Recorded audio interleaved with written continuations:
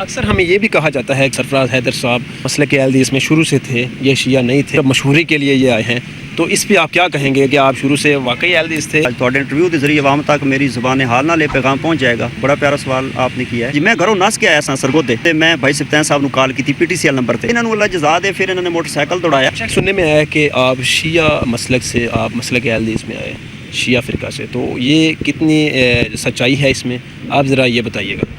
جی یہ بالکل صحیح ہے، الحمدللہ میں اللہ تعالیٰ دا جتنا بھی شکریہ ادا کراں اتنا ہی کم ہے۔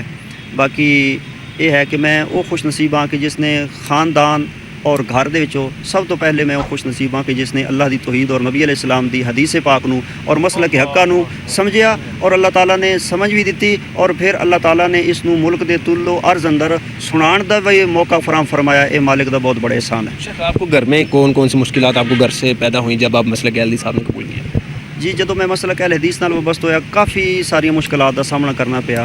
اس دیاں دو بنیادی وجہ نے، ایک تو بنیادی وجہ ہے کہ مسلک اہل حدیث دے نال کوئی واقفیت سوجھ بوجھ نہیں سی ساڈے مجموعی طور تے علاقے دے اندر بھی، پھر خاص کر خاندان فیملی دے اندر، اور پھر گھر دے اندر کوئی ایسا مسلک تو دور دی گل ہے، کوئی دین وال رجحان تک ہی نہیں سی، یعنی دین تو دور ہی دا ماحول سی۔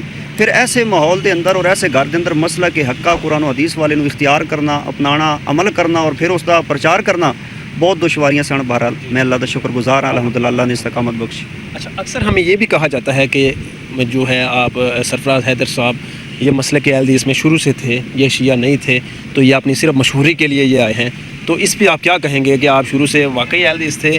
تو ہم آگے آپ سے سوال پوچھتے ہیں، تو یہ کیا آپ کے اوپر تہمت لگائی؟ یہ اس طرح باتیں میں بھی سنتا ہوں، ساتھی فون پہ بتاتے بھی ہیں، لوگ کرتے بھی ہیں، لیکن یہ بڑا اچھا ہویا کہ تسی ماشاءاللہ آج تھوڑے انٹرویو کے ذریعے عوام تک میری زبان حال نہ لے پیغام پہنچ جائے گا، کیونکہ جدو عوام تبصرہ کر دیے تو عوام تک ایک بات پہنچ دی ہے، اگوں پھر عوام دا اپنی ہوندی اپنا رد عمل ہوندا ہے، کسی نے کیویں دے دیتا، کسی نے کیویں دے دیتا، عوام دے اندر ایک بحث چل نکلی، لیکن بذات خود بندہ زبان حال نال دسے، یہ بہت بہتر ہو گیا، تھوڑی وسعت نال عوام تک پہنچانا چاہنا۔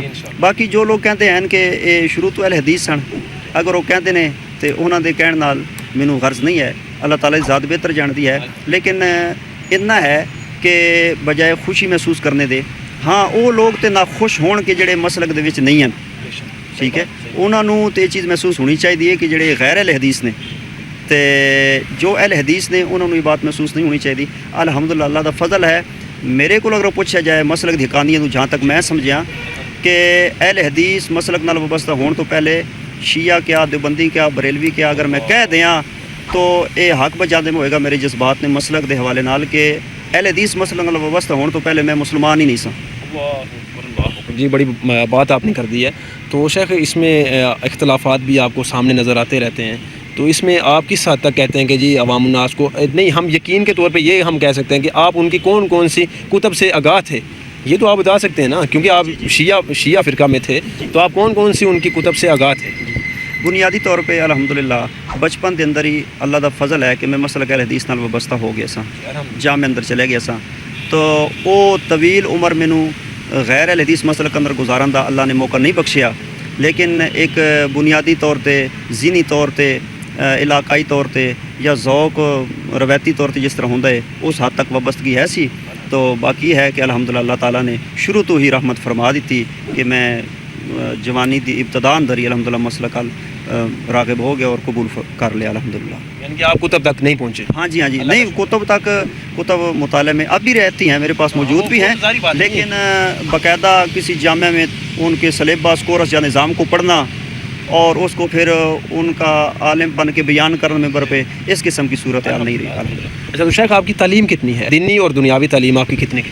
جی میری تعلیم، میں میٹرک کے بعد اہل حدیث ہوا تھا الحمدللہ، تو مڈل کے بعد اس طرف جو ہے نا، مجھے مڈل کے بعد مجھے پہچان ہوئی کہ کوئی اہل حدیث بھی ہے، اس سے پہلے میں نے سنا بھی نہیں تھا کہ کوئی اہل حدیث ہوتا بھی ہے کہ نہیں، ٹھیک ہے۔ ہاں ہم یہ جو تبلیغی جماعت والے ہیں ان کو وہابی کہتے تھے، اہل حدیث کا ہمیں ابھی بھی اکثر کہتے ہیں، ہاں اہل حدیث کا ہمیں پتہ ہی نہیں تھا، وہ تو بعد میں پتہ چلا کہ ہمارے جوربا شہر میں یہ مسجد جو ہے یہ ان اہل حدیثوں کی ہے، وہ مسجد ہم کبھی اس گلی سے نہیں گزرے تھے، ہمیں پتہ بھی نہیں تھا کہ ادھر بھی کوئی مسجد ہے، وہ ایک پرانی ہمارے شہر کی مسجد تھی۔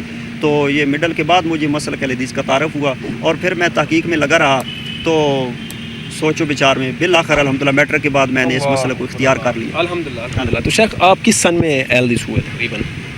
جی ماشاءاللہ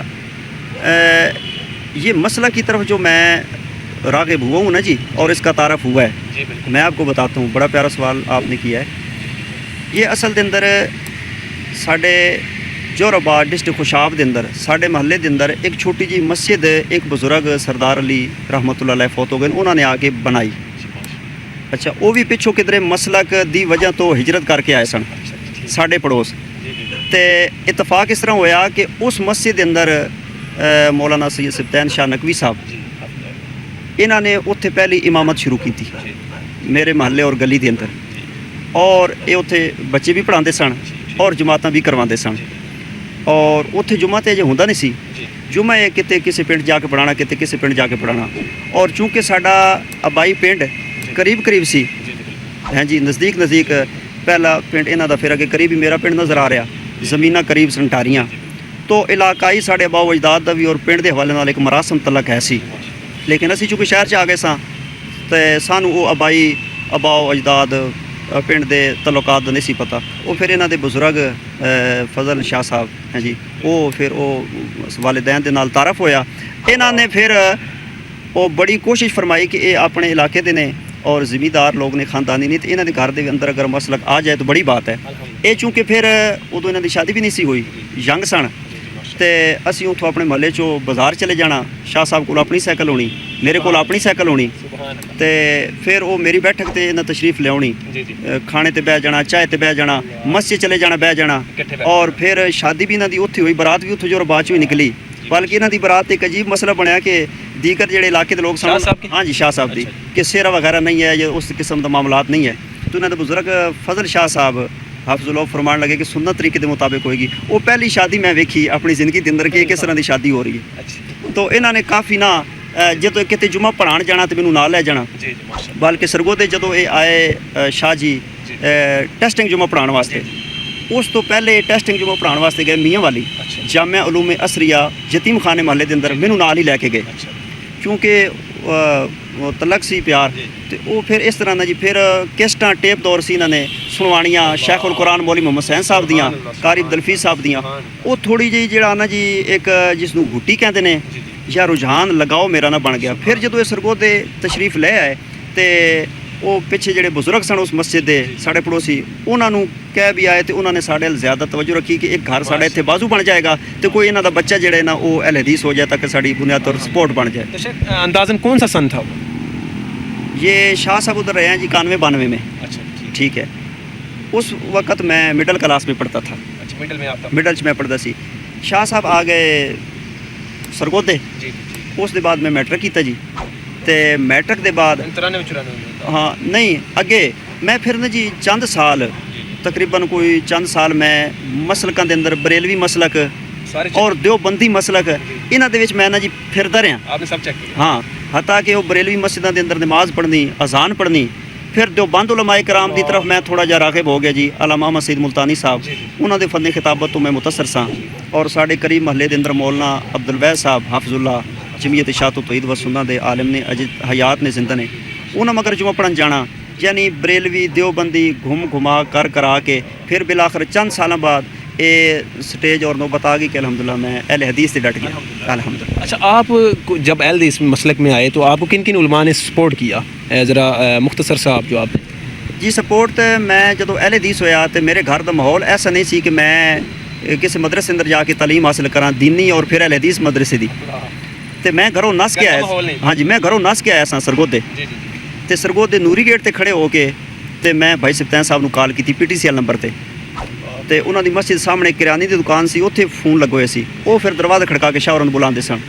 تے میں کہ جی میں آیا تے مینوں نہیں پتہ ہونا اہل حدیث دا مدرسہ کتھے یا پڑھی دا کتھے یا مولوی کتھے بندے نے یا میں کتھے داخل ہونا یا مینوں کون کرائے گا. انہاں نوں اللہ جزا دے. پھر انہاں نے موٹر سائیکل دوڑایا تے مینوں لے کے ساڈے چونکہ ادوں انہاں دی مسجد چھوٹی سی یا جامع نہیں سی، یہ پوزیشن نہیں سی.